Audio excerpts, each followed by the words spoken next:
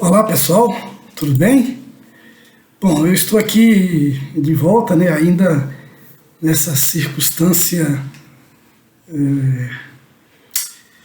carregada de angústia, né, e ansiedade, porque ainda no meio desta pandemia, né, e a gente tem procurado analisar essa situação, avaliar todas as condições que nos levaram, inclusive, a essa realidade perversa, né? E eu fui convidado pelo programa Mulheres Cooperativistas para realizar exatamente uma discussão sobre esse tema, né? Sobre esse assunto, né? Intitulada Perspectivas para o Pós-Pandemia e o papel do cooperativismo à luz da geopolítica. E eu vou aqui procurar fazer um resumo, né, sobre a abordagem, né, que eu resolvi fazer, né? E espero ser, evidentemente, mesmo no pouco tempo desse resumo, ser compreendido na condução dessas minhas ideias, dessa análise, né, dessa abordagem sobre essas circunstâncias todas, né? Eu sou historiador, né? Historiador e doutor em geografia, e tenho trabalhado há anos com a geopolítica. Então, a junção de duas áreas do conhecimento, que elas são essenciais, né, para nos dar a dimensão da realidade do mundo, né? Do que foi e do que está acontecendo, né? E essa é a maneira, né, de nós podermos construir cenários para o que pode vir a ser, né? Daquilo que nós chamamos de futuro, né? Mas, e eu sempre repito isso, futuro é uma construção, o futuro ele não existe, né? Ele vai se consolidando a partir do momento em que o presente ele vai se transmutando, né? Agora, é no presente que nós vamos conseguir indicar as condições pelas quais nós podemos atingir os nossos objetivos, aquilo que desejamos, daquilo que almejamos, o que nós podemos dizer, portanto, que é o futuro construído, digamos assim, do ponto de vista de nossas ideias, de nossos desejos. Agora, o passado é que vai nos ensinar sobre como nós devemos conduzir o presente, né? Sem querer transformar o presente no passado. Então, estamos falando de épocas diferentes, né? Mas esses ensinamentos de momentos antigos, de situações muito parecidas, esses momentos nós devemos, evidentemente, analisá-los, porque eles vão nos servir de ensinamentos para lidar com os problemas do presente. Então, como é que nós lidamos com essa situação da pandemia, neste momento agora, dessa pandemia gerada por esse vírus, né, SARS-CoV-2, né, que gerou, portanto, essa doença chamada Covid-19. Nós estamos numa situação de mais de um ano com a economia patinando, né, em alguns países, com o lockdown realizado, quase que paralisando por completo a estrutura dos processos produtivos. Então isso tem um impacto muito forte na economia, né? Mas esse tem sido o caminho indicado, né, pelos cientistas para evitar a disseminação em larga escala do vírus e assim evitar também que haja um colapso no serviço hospitalar, né? O que está acontecendo já em algumas localidades, tanto aqui no Brasil como no mundo, em alguns outros países que não estão sabendo lidar devidamente com essa situação. Mas nos importa, então, aqui, para além de querer fazer profecias sobre como é que nós vamos, daqui a alguns anos, estarmos, é tentar entender, na construção de cenários possíveis, por quais caminhos nós devemos seguir para recuperar a economia, recompor desempregos e, evidentemente, evitar todo esse descalabro que está já se apresentando aí com um aumento, né, absurdo do número de pessoas que já estão abaixo da linha de pobreza, né?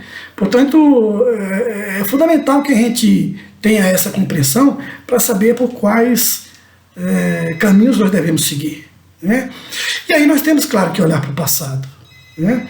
É importante nós termos bem claro que todas as mudanças, as transformações, elas acontecem a partir exatamente de situações críticas, de crises que surgem, e o capitalismo, ele é evidentemente um laboratório dessas circunstâncias, porque o capitalismo, ele vive de crises, né?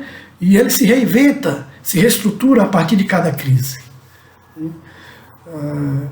Para trazer essa discussão para o âmbito daquilo que interessa ao que foi proposto dentro aí da temática, né, de ver a importância do cooperativismo, eu quero resgatar aqui, inclusive a partir dos trabalhos de Paul Singer, né, que foi um dos que esteve à frente do programa Comunidade Solidária anos atrás aqui no Brasil, e tentar entender como é que surge essa concepção e essa necessidade de haver uma organização, digamos assim, social, né, que reúne pessoas, trabalhadores e trabalhadoras, objetivando exatamente a partir daquele processo produtivo gerar rendas, né, e a partir dessa geração de rendas dentro desse processo de trabalho cooperativo, haver uma divisão equitativa daqueles lucros ou daquele trabalho produzido. É bom que nós tenhamos a compreensão e a clareza que o ser humano ele sobrevive em meio a uma natureza inóspita, né, e selvagem, onde prevalecia a lei do mais forte. E o ser humano ele sobrevive a partir do momento em que ele se reúne em grupos, coletivamente, né, para, evidentemente, se livrar de predadores, né, mais violentos, né, e dessa forma poder, em territórios dominados por esses predadores, o ser humano, claro, buscava a sua sobrevivência. E essa sobrevivência em grupo, naquilo que nós identificamos como altruísmo, foi essencial para esse processo evolutivo e para a superação exatamente de todos esses embates com esses fortes predadores, né? E aí todo o processo evolutivo do ser humano, nessa capacidade de pensar, né, de raciocinar e, portanto, de antecipar aquilo que vai produzir, isso se tornou um diferencial em relação aos demais animais e projetou o ser humano, né, a toda essa situação e toda essa transformação, e há uma espécie de controle, né, sobre as questões ambientais, sobre a natureza de uma maneira geral, sem conseguir dominá-la por completo naturalmente, né. Essa é uma discussão que nos leva para outro caminho, né, nessa questão do antropocentrismo e também os males causados e gerados por essa concepção do ser humano, imaginar que ele estava fora da natureza, né? Mas, evidentemente, eu não vou entrar nessa discussão apenas para ressaltar esse caráter altruísta do ser humano, né, e a condição de viver em grupo, né, sobreviver em grupo, que possibilitou o ser humano galgar degrau nesse processo evolutivo da humanidade, né, e possibilitar ele construir sociedades, né, e civilizações esplendorosas, com novas técnicas, novas tecnologias, sempre se superando. Aí, evidente, eu quero pegar, a partir de, fazendo um recorte temporal, o século XIX, né, que foi um século de intensas transformações, né? Mas também um século marcado pela transição, né, das condições em que a humanidade vivia, ainda trazendo os resquícios do modo de produção feudal, para a consolidação do modo de produção capitalista. Essa consolidação do capitalismo enquanto modo de produção, ela vai ocorrer mesmo a partir do século XIX, né? Mais destacadamente na segunda metade do século XIX. Mas é evidente que o século XIX ele vai trazer todas essas condições, né, de uma somatória de conhecimentos, de estudos científicos, de teorias, de ideias, né, para exatamente reestruturar as sociedades a partir da consolidação, né, do comércio, que já vinha muito forte, mas principalmente da produção de mercadorias locais para que o comércio se intensificasse, ou seja, não mais a busca de mercadoria em outros continentes, mas a busca de matérias-primas para transformar em cada local essas matérias-primas em novas mercadorias. E aí nós vamos ter exatamente a intensificação desse novo processo produtivo, né, do modo de produção capitalista. Toda transição ela é problemática, ela é traumática, né? Eu acho que nós estamos também vivendo uma transição nesse momento agora, né? E essas transições, se elas são demoradas, elas trazem agonia mais profunda para a nossa realidade, né? Nós demoramos a encontrar saídas, né? Novas formações econômicas e sociais que nos tirem de crises que se repetem em tempos cada vez mais curtos. O século XIX, portanto, foi um período de transição. E na primeira metade do século XIX, essa estruturação de indústrias, de fábricas, de consolidação do meio urbano, né, e quase sempre o surgimento de novos bairros e ampliação dessas áreas urbanas no entorno dessas empresas, dessas fábricas, né, mas esse aumento do quantitativo de pessoas nas cidades, né, que eram que viviam no campo, né? As pessoas estavam acostumadas com o trabalho rural, né? Mas que a estrutura rural ela também estava se transformando, né?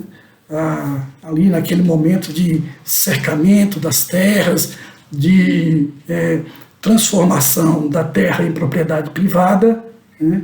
E no momento em que a burguesia ela passa também a ter o controle das terras, né, que antigamente estavam nas mãos de nobres. Esses nobres eles entram em processo de falência, né, e aí vai se dando esse processo de transição, né. Os antigos servos só restam a eles seguirem para as cidades, né. As cidades vão passar por esse processo de inchaço, né, de dificuldades de lidar com uma quantidade muito grande de pessoas, mas ali as fábricas estavam despontando.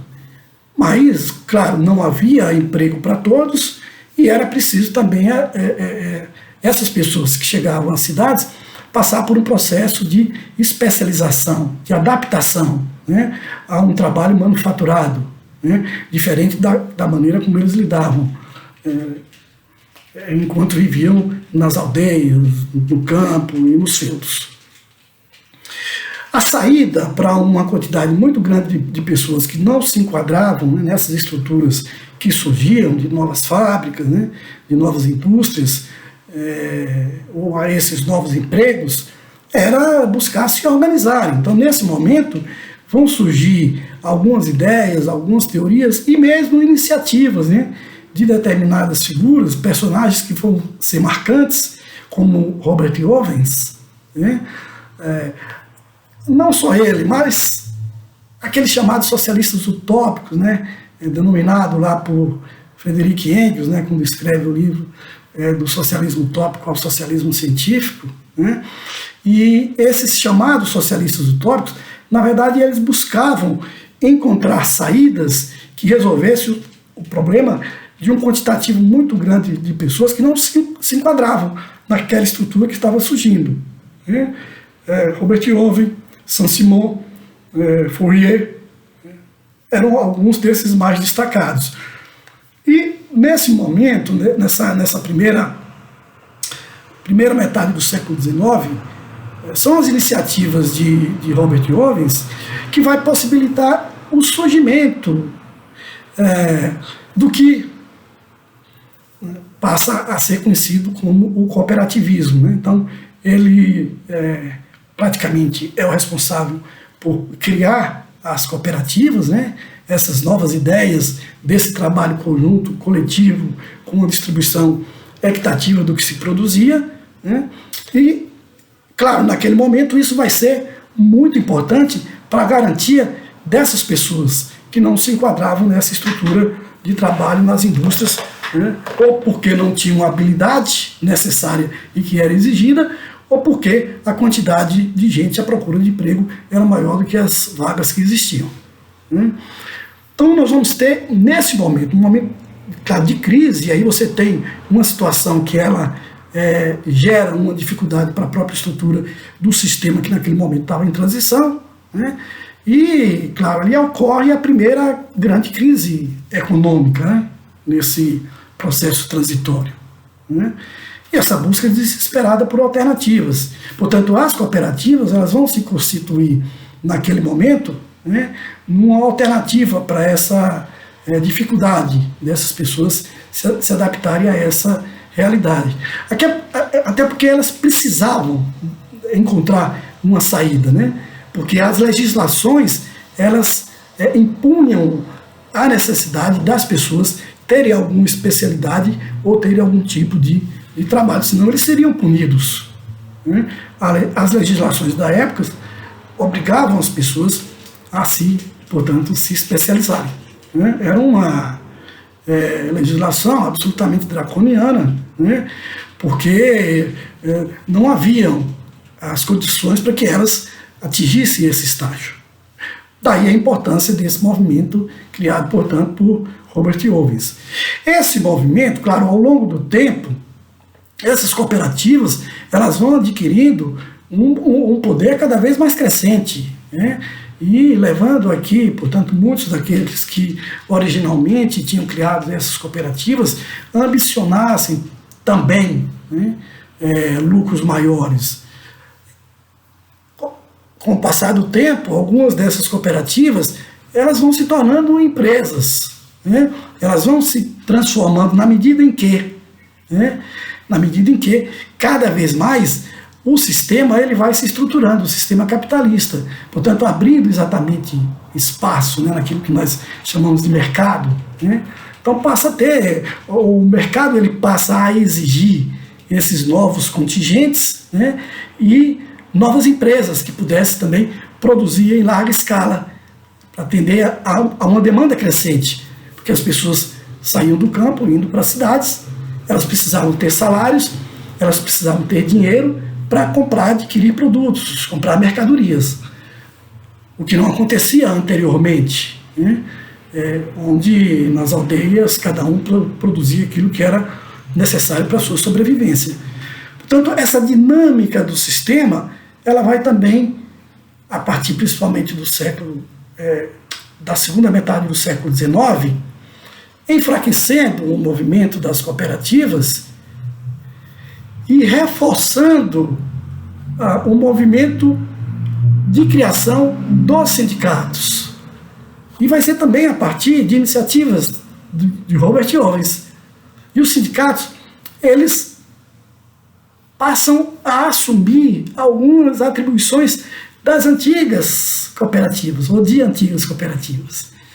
E esses sindicatos, eles passam a atuar, claro, com muita força na defesa, né, das camadas trabalhadoras, que aí passam agora a se organizar e a pressionar a burguesia, né, os proprietários das empresas, das indústrias, na defesa de redução de jornada de trabalho, de melhoria salarial, né, de condições, claro, melhores de empregabilidade, né, nessa relação entre o patrão e o empregado, todas aquelas, né, atribuições que os sindicatos passam a ter, né.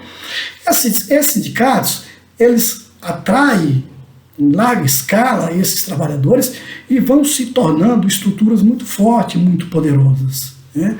Então a segunda metade do século XIX, ela passa exatamente a essa realidade do fortalecimento do movimento dos trabalhadores, da criação da Associação Internacional dos Trabalhadores, né? A discussão do cooperativismo no âmbito da estrutura do capitalismo, ela passa para uma discussão do socialismo. Claro que tanto uma coisa quanto a outra, ela tem por trás de si o solidarismo, né? Mas o movimento que surge na segunda metade do século XIX visa, na crítica ao capitalismo e à apropriação e exploração da força de trabalho humana, eles visam substituir o capitalismo pelo socialismo, portanto, por um sistema que fosse mais solidário. Então você tem dois momentos diferentes. Mas o século XIX, a segunda metade do século XIX, também traz muitos problemas do ponto de vista econômico. E aí nós vamos nos deparar, ao final desse século, com outra grande crise, né? Outra grande crise econômica, talvez uma grande depressão, né? Porque no primeiro semestre do século XIX houve também, né, podemos considerar uma crise recessiva, né? Não sei se é possível considerar como uma depressão, mas no final do século XIX sim. E foi consequência exatamente do ímpeto que levou as grandes potências, principalmente europeias, a disputarem territórios em diversos outros continentes, principalmente na África e na América, né? E a própria lógica acelerada do sistema capitalista, né, da busca obsessiva e gananciosa pelo lucro cada vez maior, que levou exatamente a essa condição de disputa dessas grandes potências, né, que culminou inclusive na repartição do território africano, de onde se extraía uma quantidade muito grande de matérias-primas que eram levadas para a Europa para ser transformadas em mercadorias, ou para servir exatamente de base para essas mercadorias. Mas essa disputa pelo comércio agora, pelo comércio mundial, pelo comércio local ali, regional, europeu, levou ao enfrentamento desses países, né? Essa disputa obsessiva por esse mercado mundial, né, culminou na Primeira Guerra Mundial. Então nós temos a segunda metade do século XIX, que é o momento em que as estruturas capitalistas estão se consolidando, o fortalecimento do movimento operário, do movimento dos trabalhadores, portanto dos sindicatos, né, e a consolidação e o enriquecimento do poder da burguesia numa dimensão muito maior, né, que foi denominada desse movimento chamado de imperialismo, né, da busca, portanto, por matérias-primas, que agora, nesse segundo movimento, vai significar também o deslocamento de capitais, né, de empresas, de fábricas, que vão em busca da consolidação e da transformação dessas colônias, né, em mercados que pudessem absorver as suas mercadorias. Então, vejam, são, em poucas palavras, a sintetização de um primeiro momento que veio as cooperativas como advento, um segundo momento que fortalece o movimento dos trabalhadores, né, e faz surgir com muita força os sindicatos em substituição às cooperativas, né, e esses sindicatos que também, pela força que têm, eles passam também a investir em empresas, né. Então essa é uma realidade que vai se prolongar também pelo século XX, né. Mas é um momento de consolidação do poder da burguesia, né? E mesmo com a guerra, né, chamada Guerra Imperialista, a Primeira Grande Guerra Mundial, né, é um momento, evidentemente, de consolidação do capitalismo, né? O pós-crise que advém da Primeira Guerra Mundial, ela vai levar a uma necessária redivisão do poder mundial, né? E ao surgimento de outras potências, né, que, tendo ficado fora do eixo dessa guerra, as suas condições econômicas estavam exatamente em condições melhores de poder não só produzir, né, mas conceder empréstimos para aqueles países que saem devastados da guerra. E nessa condição, os Estados Unidos é o país que vai exatamente despontar com esse grande poder, né? E o pós-Primeira Guerra Mundial traz uma grande pandemia, né? Nós tivemos a peste bubônica, né, chamada peste negra, mas a peste bubônica, na Idade Média, e em meio a diversas epidemias, né, essa outra pandemia que foi gerada pelo vírus influenza, né, que ficou denominada de gripe espanhola. Não que ela tivesse surgido na Espanha, mas naquele momento da Primeira Guerra Mundial, os países omitiam essa situação de uma disseminação de uma doença que já estava sendo incontrolável, mas a Espanha foi o país que primeiro divulgou os casos, até porque a Espanha estava meio que fora dessa guerra, e por ela ter divulgado, a gripe ficou denominada como gripe espanhola. Mas as pesquisas indicam que ela surge nos Estados Unidos, esse vírus, e o vírus é levado para a Europa pelos soldados que estavam participando daquele confronto, né? E ali nos fronts, né, na frente de batalha, naquelas condições mais inóspitas, o vírus encontra um ambiente propício para a disseminação em larga escala, né? A guerra ela continua por mais tempo, né, em meio à disseminação dessa pandemia, o que vai levar a um descontrole, né, por parte desses países para conter essa disseminação. E nós vamos conviver com uma quantidade de dezenas de milhões de mortos no começo do século XX, né? Ali, no final da segunda década, né, do século XX, quase chegando ali em 1920, por ali, esse é o período em que vai se disseminar a gripe espanhola. O mundo recém-saído de uma grande guerra, muitos países devastados, com suas estruturas comprometidas em função exatamente da guerra. Uma quantidade muito grande de indivíduos que morreram nos confrontos e se deparam com uma pandemia que se torna absolutamente letal, levando dezenas de milhões de pessoas à morte. As estruturas desses países, as estruturas econômicas de uma maneira geral, elas vão ser fortemente abaladas. Fortemente abaladas.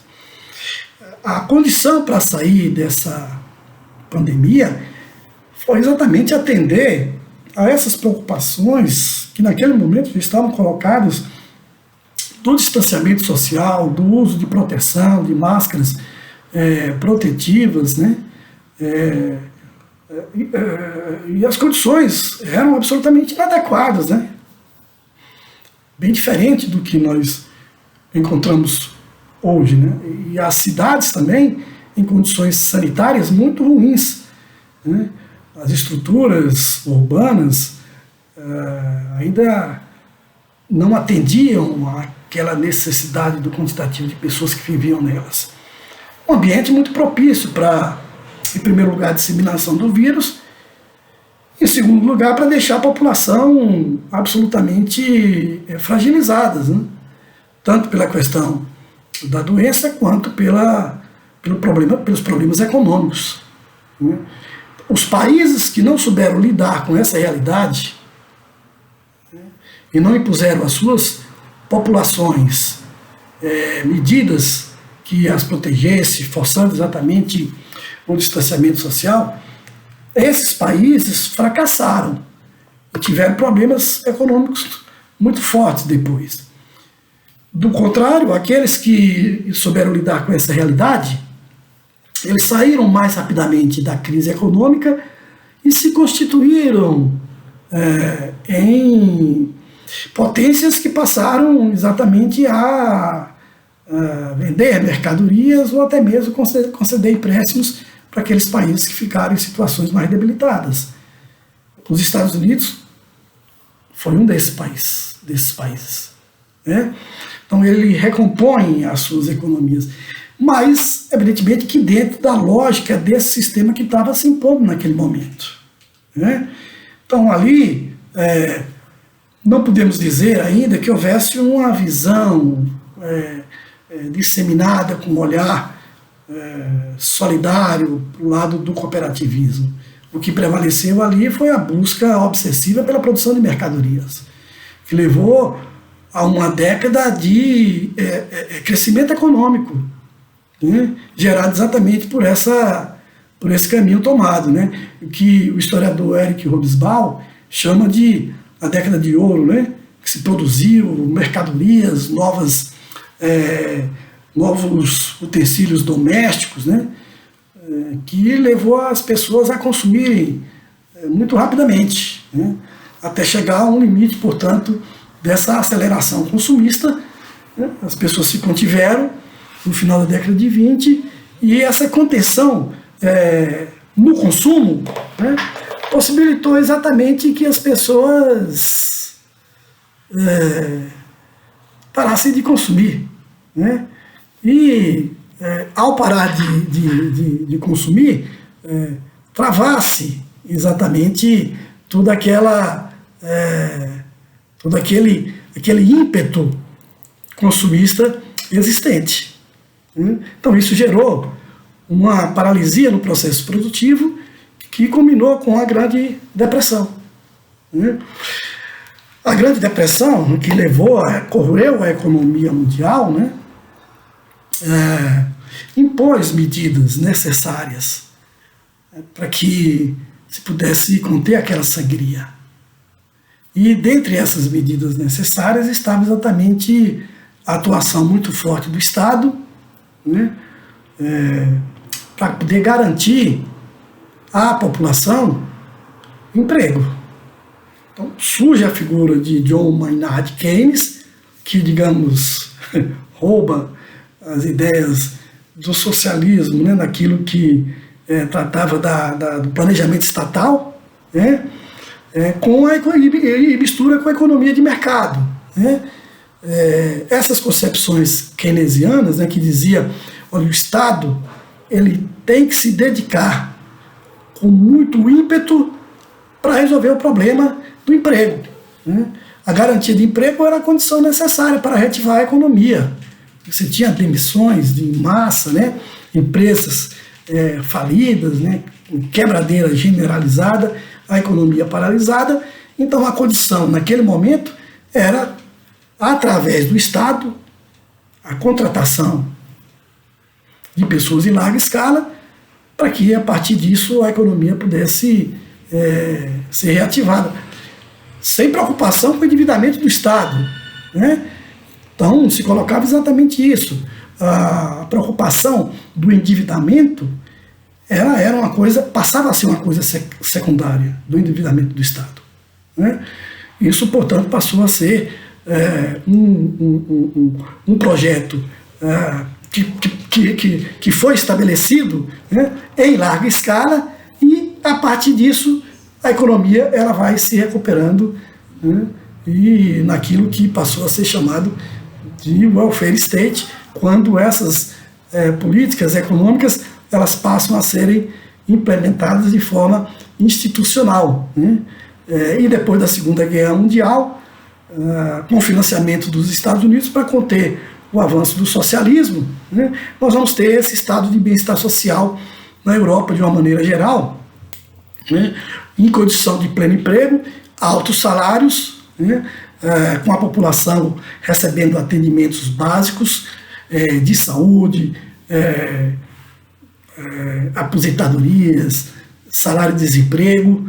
É claro que nessa circunstância, né, com uma estrutura quase que dentro de um olhar que nos leva para essas concepções do solidarismo, portanto, sociedades que passavam a conviver com uma realidade onde praticamente não existia desemprego, salários elevados e, evidentemente, as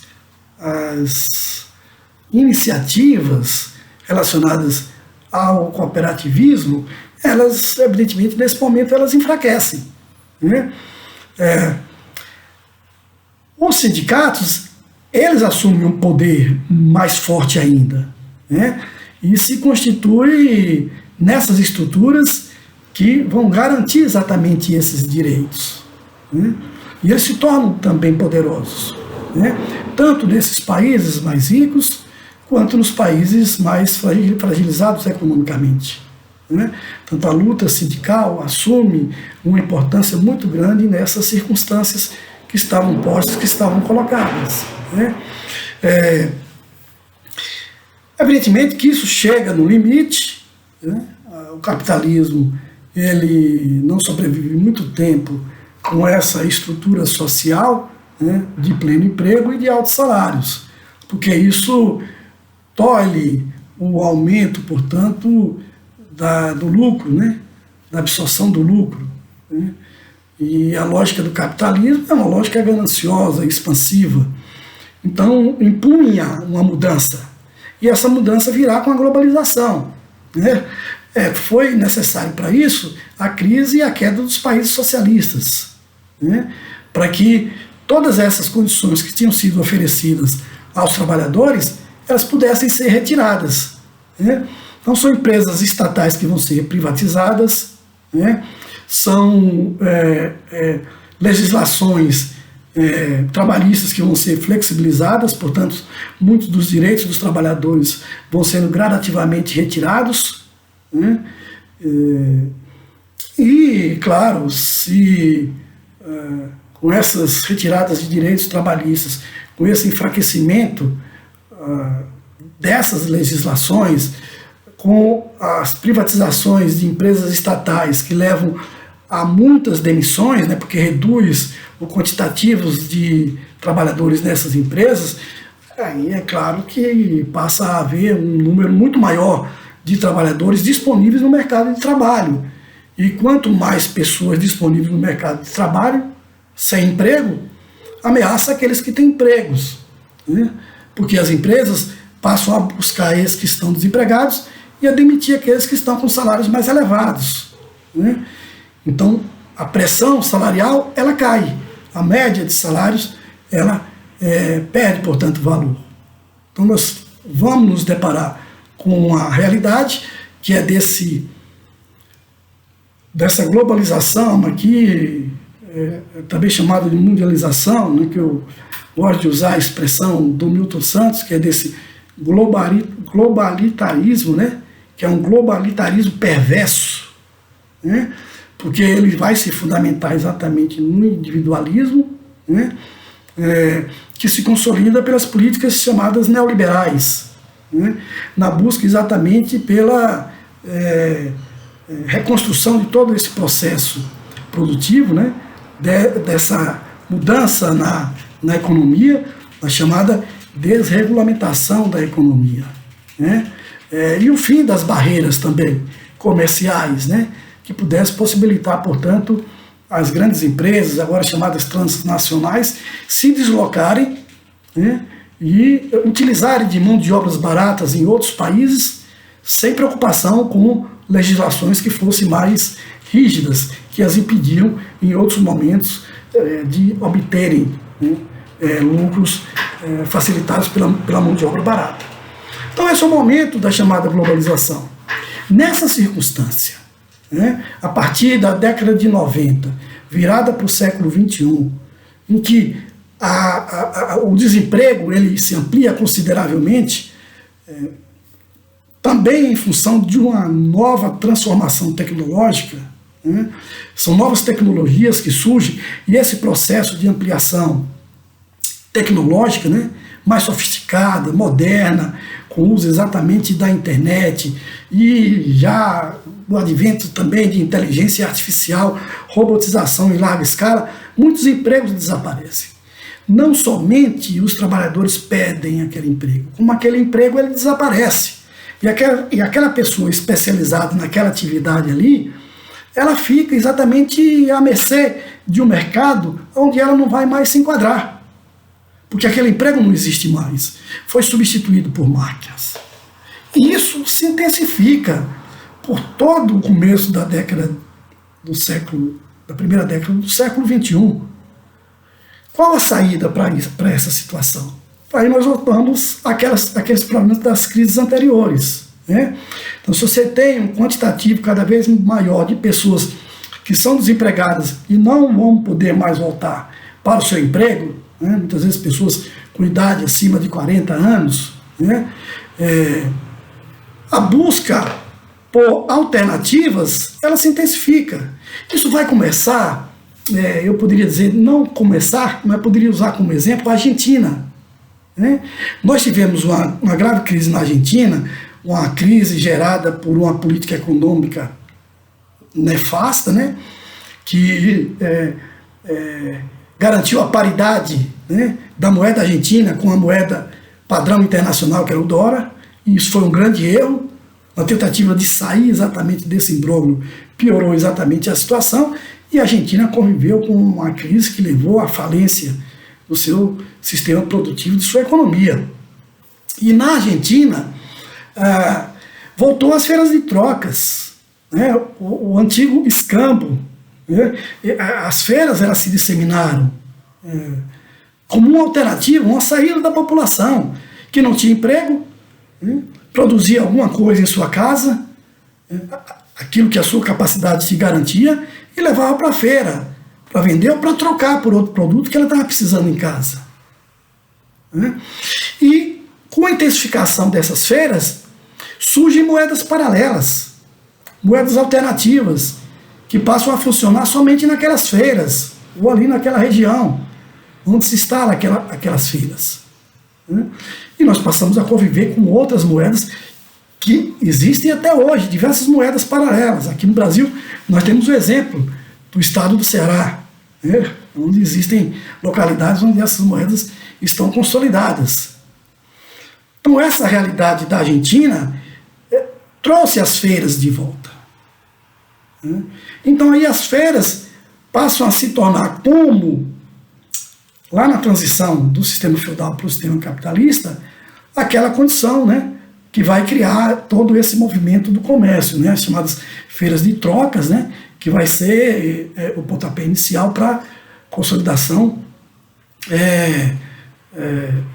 do comércio, né, ali pelo Mediterrâneo, e depois para outros continentes via Atlântico, e advém o capitalismo. Começa com as feiras. Começa com as grandes feiras, né? Feiras às margens ali do Mediterrâneo, aquelas cidades às margens do Mediterrâneo. Né? Então as feiras elas voltam a ser alternativa. Né? E as feiras que tinham, portanto, com a consolidação do capitalismo, se deslocado para as periferias, né? Essas feiras elas voltam e passam a ocupar, inclusive, lugares nobres, né? Com trabalhos artesanais, como alternativa para as pessoas que buscavam produzir para poder vender algum objeto, alguma mercadoria para sobreviver. Né? Então as feiras elas passam a adquirir esse novo componente, digamos, nessa nova esfera da economia globalitária, né? Cada vez mais individualista, né? E cada vez mais consolidando uma concentração de riqueza em detrimento de uma maioria cujo empobrecimento se ampliava. Então você tinha uma base da pirâmide que se alargava, né? E um topo que se estreitava. Né? Mas aí você bota a pirâmide de cabeça para baixo, porque a grande riqueza está nas mãos desse percentual pequeno que está exatamente no topo dessa pirâmide. Essa realidade perversa que vai levar também à falência da globalização e dessas políticas neoliberais. volta como alternativa a necessária busca pelo associativismo, né? Pelo cooperativismo, pela agricultura familiar. Então nós passamos diante dessa crise, e é uma crise estrutural que ela não retoma o curso normal do sistema capitalista, tal qual nós observamos na virada do século XX para o século XXI. Porque é uma reformulação, é uma reestruturação do capitalismo que se intensifica muito rapidamente, né, com essas novas tecnologias, com a inteligência artificial. A tendência é que a quantidade de empregos siga sendo destruído, né, ou substituído exatamente por essas novas tecnologias. A saída volta a ser o cooperativismo. A saída volta a ser a organização das camadas mais pobres, mais fragilizadas, né, no associativismo, como condição delas se protegerem e garantirem exatamente condições necessárias para suas sobrevivências. E esse processo de retorno ao cooperativismo e ao associativismo, ele deve se dar de duas formas. Primeiro, por iniciativas locais, né, na busca pela identificação de características que possam ali, naquele lugar, naquele bairro, naquela região, naquela pequena localidade, poder ser explorado economicamente, né? Como o caso, né, das cooperativas que produzem açaí, que produzem cupuaçu, ou aqui mesmo no estado de Goiás, né, na produção de açafrão, né, cooperativas de leite, diversas cooperativas como, né, as que eu também convivo com uma delas aqui, que é a Cooperativas de Bordadeira do Caiçara, do qual a minha companheira esposa, Selma Gleice, é a presidente, né? Então, que une exatamente mulheres, até porque as mulheres passam também a se constituir nesse processo de desemprego em massas, né? Na parte mais vulnerável, e essa pandemia está mostrando exatamente isso. As estatísticas demonstram que as mulheres o ponto mais vulnerável, são as que mais pedem emprego ou têm salários reduzidos, e essa se torna uma alternativa também para que as mulheres elas possam se associar, se fortalecerem a partir da criação de movimentos cooperativistas e buscar essa estrutura que já existe, que é antiga, né, de organizações de cooperativas, né, que devem se servir não só olhando para aquelas mais fortes, né, mas aquelas cooperativas mais fortes, elas devem também ajudar e auxiliar aquelas pequenas cooperativas a sobreviverem, em primeiro lugar, a sobreviverem, né, e depois se estruturarem de forma que elas possam se conduzir sozinhas. Mas também, por outro lado, mediante políticas públicas, políticas que venham a ser adotadas pelo Estado, né, por meio de legislações que reforcem essas iniciativas. Então nós temos exatamente esses dois movimentos necessários e a condição para sair da crise. Porque do ponto de vista econômico, né, nós estamos vivendo aí com mais visibilidade essa crise epidemiológica, né, essa crise sanitária, essa tragédia que a disseminação desse vírus causa, né, com essa quantidade de centenas de milhares de mortos, né, e um número terrível aqui no Brasil, em função de erros cometidos, né, em lidar com essa situação. Né. Nesse tempo, né, quase de um ano e meio, né, de crise gerada por essa pandemia, nós estamos vendo empresas falindo, né, fechando, pequenas empresas, pequenos negócios, né, as pessoas perdendo empregos, né. Então, as consequências que virão vão ser muito perversas para no curto e médio tempo, né. Sair dessa crise não vai ser fácil.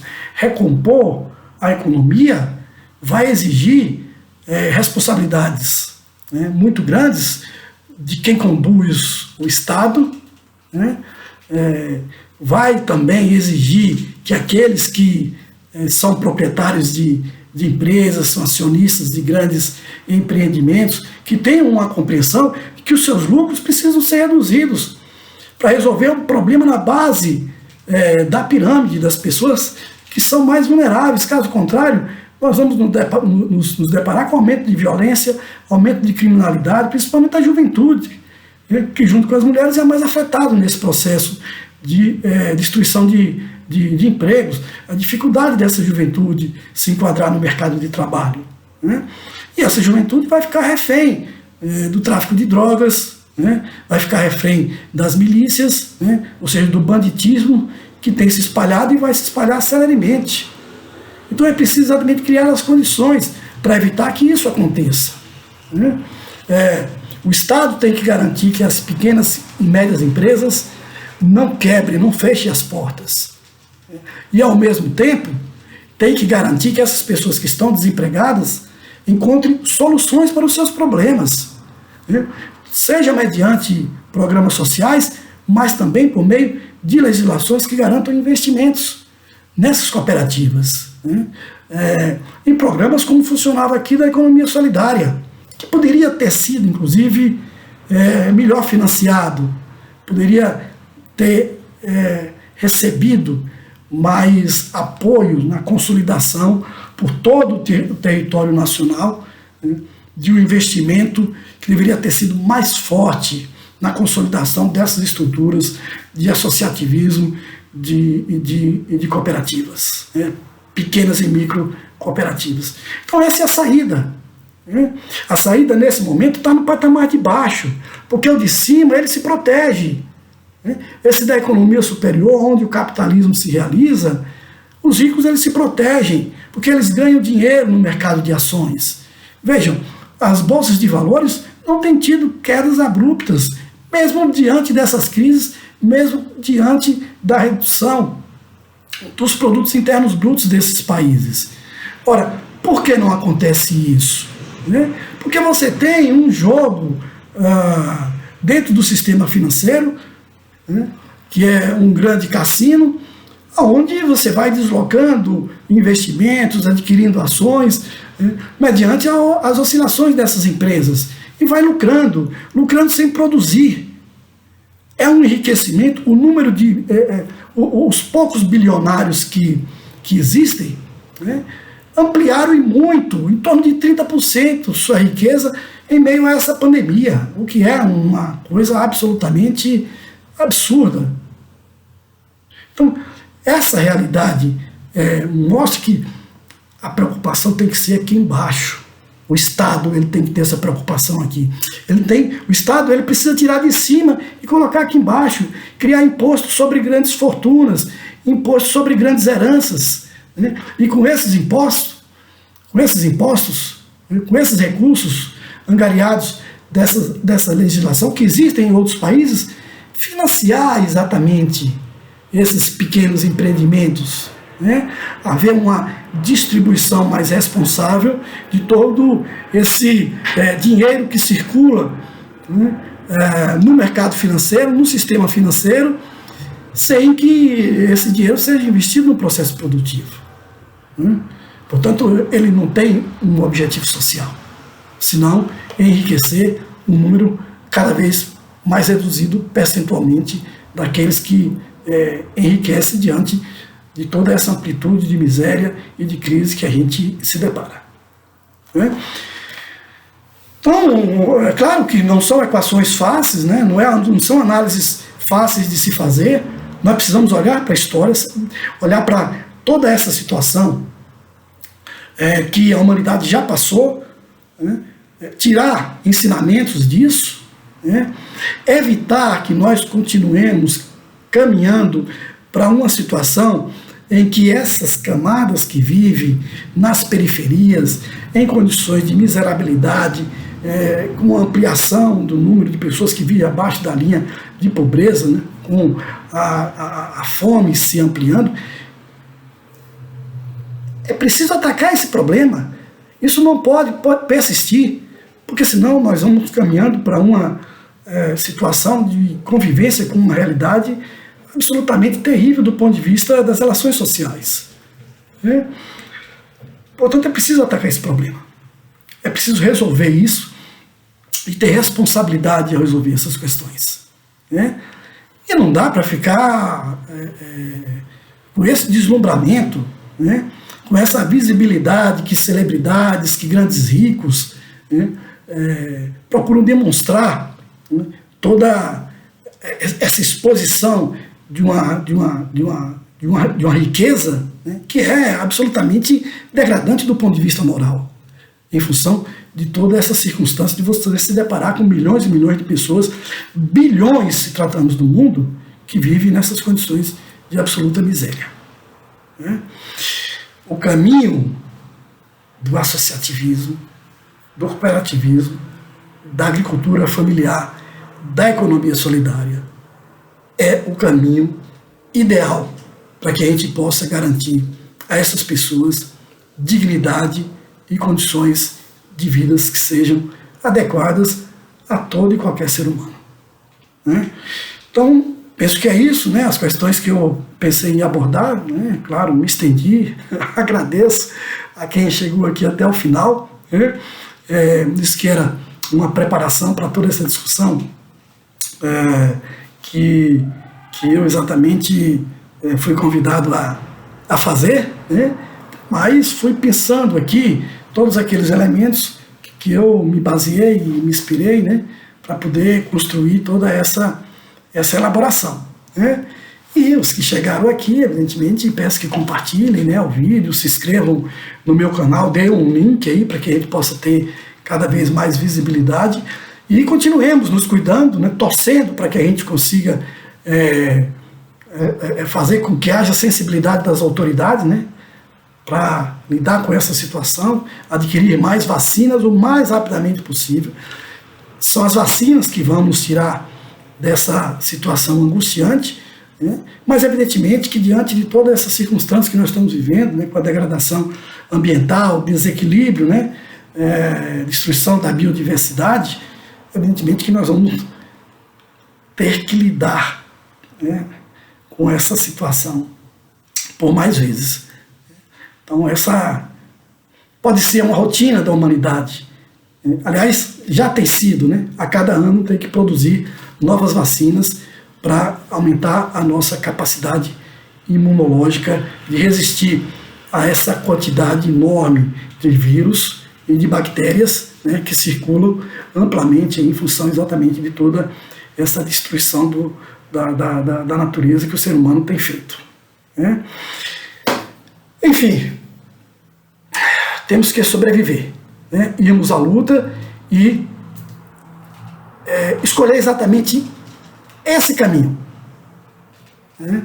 Dentro desse cenário que eu busquei, a partir dessas análises, construir, né? Que é daquela alternativa, né, que nos trouxe até aqui, do altruísmo, né? Da empatia, da solidariedade. E é isso que constrói, né, todo esse movimento associativista, cooperativista, né, e solidário.